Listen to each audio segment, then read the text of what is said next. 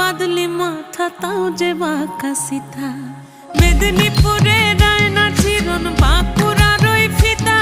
আর যতন করে বাঁধলি মাথা তাও যে বাঁকা সিথা পেছ পাড়িয়া রাজগো